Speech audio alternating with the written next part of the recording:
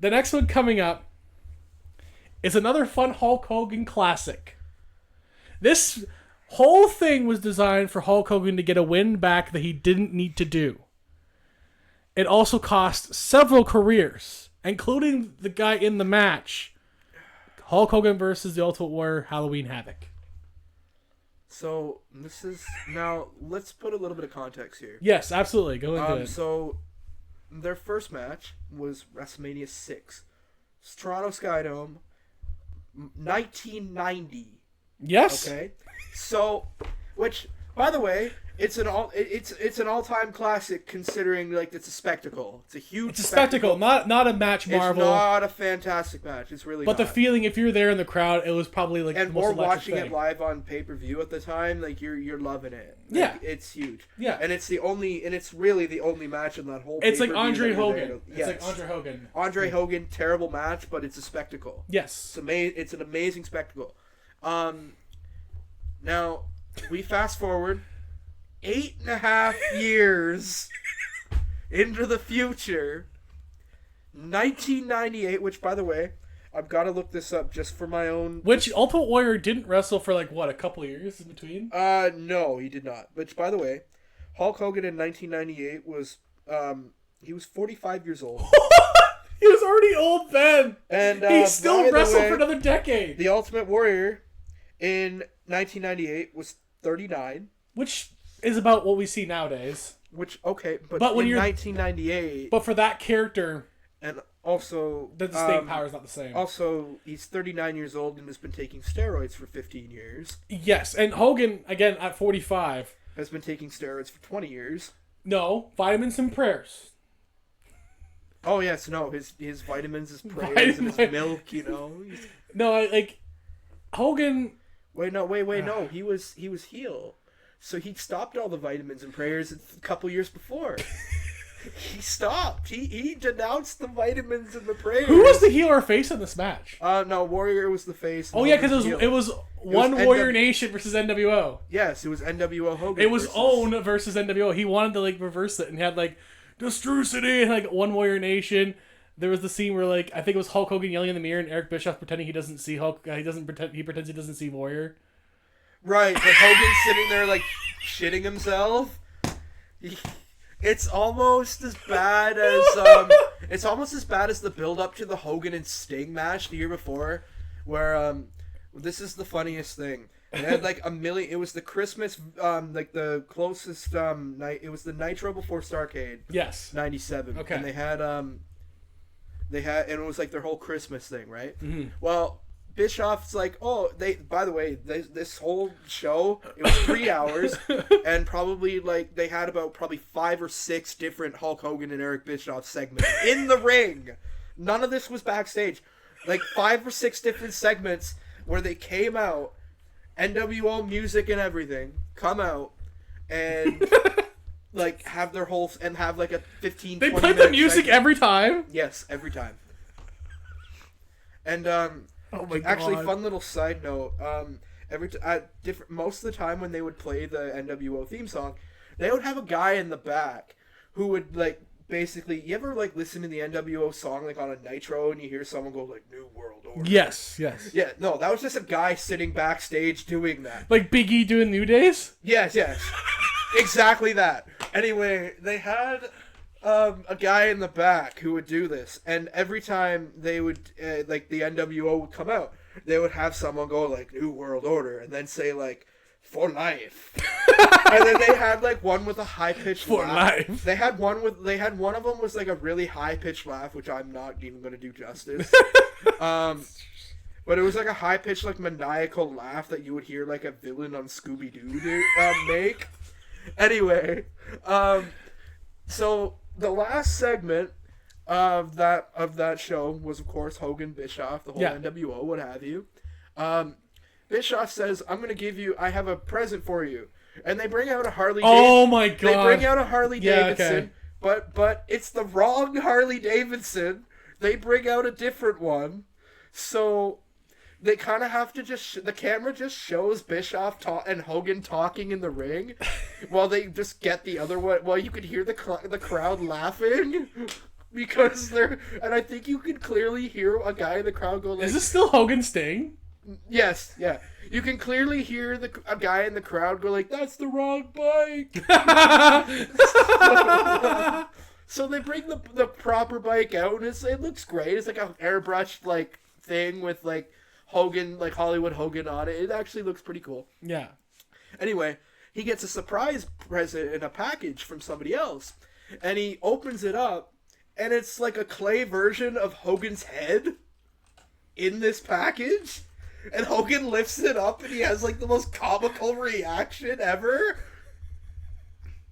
Anyway, going back to this one now, they had like so like the build was also ridiculous because like a poor man, pretty much his life ended because of Ultimate Warrior.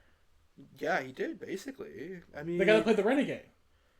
Yeah, because the Renegade, they wanted to bring in the Warrior, I think in like '95.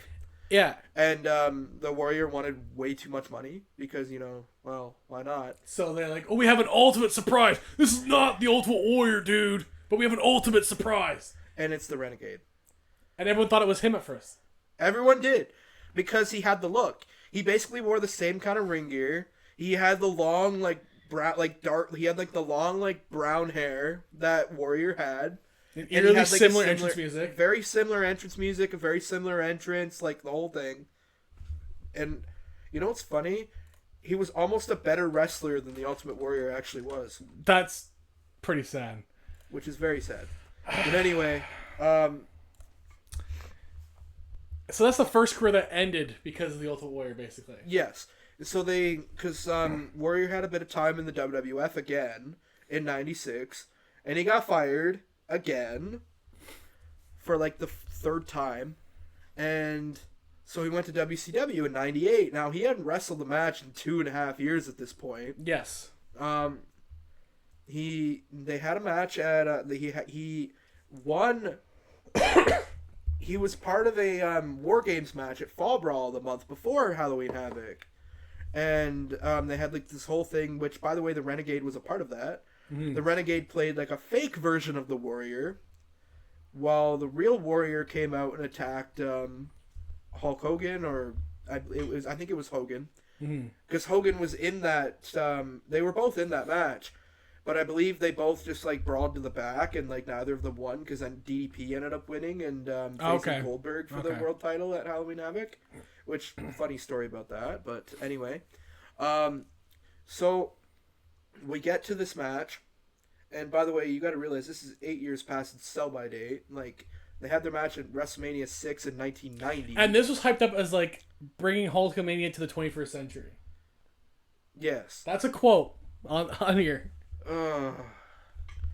Which, it's something. It's something. And before we even get to that match itself, poor British Bulldog took a back bump because he didn't know that Ultimate Warrior's trapdoor was there. Yes, and he was never the same again. His back got so fucked from that trapdoor. And which it turned him more into drugs than he already was. Yeah. Because he got more addicted to painkillers and other drugs like that. And it screwed him up. Which ultimately led to his death in 2002. Yeah, like literally only like less than 4 years later. Less than 4 years later, he was gone. Yeah, which also, by extension, affected Bret Hart, because Bret Hart had a stroke right around that time too, because partially because of the grief from losing Bulldog. And now we get to the match itself, and what a match it was! So first off, quite like the Hulk Hogan and Ric Flair match that we discussed a while back. Not a lot of wrestling moves. Mostly punches, eye rakes, back rakes, low blows, the whole... like, flexing for the crowd. Flexing. Oh, no. They did the test of strength again because, why not? The test of strength, which, by the way, I'm sorry, it looks like Warriors trying to give a little bit of something nice to Hogan there. Yeah, Warrior is still probably physically stronger than Hogan. No. Like you've seen the GIF, right? Of from the WrestleMania 6 match where like they're doing the test of strength. Hogan has Warrior on his knees, and it's like his face is like right there, and Hogan's just going like, "Argh," like that. They redid that spot at Halloween Havoc '98. They redid that spot. Now once the foreplay was over, once they stopped kissing, with different various orifices, the spot of the match was Hogan. Now this is what Hogan was supposed to do. Oh god. He was supposed to light a piece of paper on fire and throw the quote unquote fireball into the Warrior's face. He fucked it up so bad. He fucked it up. He blew his own face. He blew it in his own face. So they kind of had to like. You look at it, and it looked like Hogan lost an eyebrow. I think he did. I really do think he did, because he lights it and he goes to toss it, but it goes up in his face, and Warrior has to sell it like he got hit with it. It was nowhere near his face. And then we get a whole bunch of interference after this. We get interference from Vincent, I believe, who was better known as Virgil in the WWE. Yes. We get, I believe, and I think this is before Horace Hogan comes out. I think we get somebody else, don't we? Didn't we? Or was it just Horace? I think it was just Horace. Yes. Horace Hogan, who, by the way, is the real-life nephew of Hulk Hogan. And you can tell. Yes, you can very They have the same skullet. They do, yes. Horace was completely bald. Like, yeah, he Hogan tried to keep it going. Yeah, Hogan kept it longer than Horace did. Also, Hogan still has hair on his hair, by the way, even to this day. Just here, just in the back and sides. Like he still has it. It's because he won't let it go. He won't let it go. It doesn't work for him, brother. But hair loss doesn't work for me, brother. No. Have you ever actually seen the match with Randy Savage that he has, where he had like a wig on, and Randy Savage pulls the wig off and wears it in the middle of the match? No. It's so funny. Oh my god. But yeah, Horace Hogan comes out, and I think at this point we're thinking like, oh, he might like attack Hogan here. And no, he attacks the Warrior, and Hogan hits the leg and wins the match, because Hogan definitely needed this win, by the way. He needed his win back 8 years later. It was the two Hogans. They embrace in the ring, and the two Hogans are in an embrace, and that's it. Like that's the end. It fades to black, basically. I don't. Well, no, wait a minute. It wasn't supposed to fade to black. It wasn't supposed to. They were supposed to have another match on the card. Yes, they were. They were supposed to. Now, I had mentioned before that DDP won that War Games match at Fall Brawl. So he had a title match against Goldberg, who was the world champion at that time. Well, the match right before the match started, the pay-per-view ran out of time. Yep. Ran out of time and cut. Because they didn't have any extra time, so the pay-per-view they were done, so they couldn't show the main event on the pay-per-view, and that created $1 million in refunds. Yes, it did. And they had to air it live on Nitro for that main event. They had to show it on Nitro. They had to. Because they sold the match that night for the people for the crowd. The crowd got to see it, but here's the thing. What if you, this causes a lot of problems, because one, the pay-per-view viewing audience gets royally fucked over. Yep. Now, what if you went to the show, you got to see that match, and now you watch Nitro the following night, and it's like, oh, now I gotta watch 30 minutes of this. This is back in the day where there's no internet, so you don't know if they aired that video, or you don't know if they aired the match or not. You have no idea, because you couldn't just look it up. So you're going to Nitro the next night thinking this is great. And then what if you were one of those hardcore fans that bought back-to-back tickets? and now you're at the Nitro that re-airs the match, and they have to explain to the crowd, hey, we fucked up, basically. So you pay for the pay-per-view, and you missed a match, but if you're a paying audience member, you got to see it twice for no reason. And you got to pay to see it twice. Yeah. Like, it's WCW, man. That's all I can say. Like, say what you want about AEW running out of time. They still squeeze in 8 matches before they do. They still squeeze in 8 matches on an episode of Dynamite in 2 hours. And they very rarely, like, if they run out of time, they plan it where it's like Rampage is a special edition right after. Yeah, they'll just kind of, like, they did it with Edge and Christian. In the Toronto show. At the Toronto show that we went to, it was just when kind of like... When it was Revolution, they went over time a little bit, but they just posted Sting stuff online. They just posted Sting speech online so everyone can watch it right after. Yeah, of course. Nobody missed anything. No. Nobody missed a thing at all. But WCW back in 98. Man, oh man.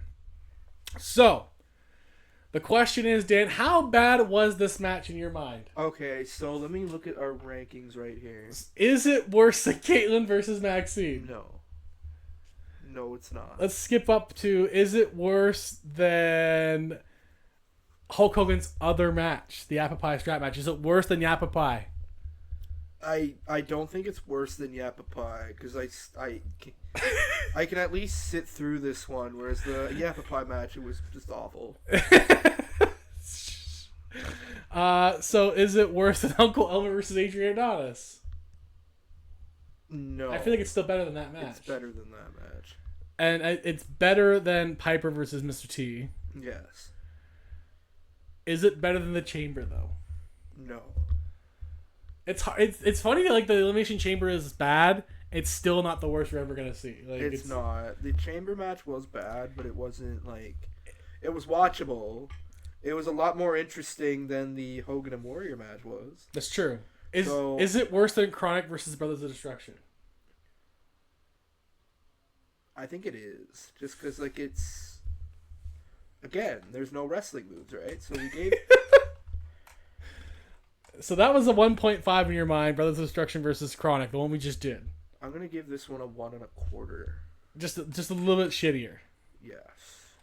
Is it because the promos were hilarious? Yes, the whole build-up was just funny. Bischoff pretending, like, Bischoff's the only one going insane, by the way, because we can all see Warrior. Bischoff's the only one that can't see Warrior. Maybe we're all the insane ones. Yeah, Bischoff's the one, like, maybe Bischoff's the one. Simulation. The next one is actually probably the best one on the list. Yeah. I saw this one on. I typed in, like, wrestling's where people's opinions on some of the worst matches of all time. This one had a lot of votes, and I don't get it. Chyna versus Jeff Jarrett, Good Housekeeping match. Okay, so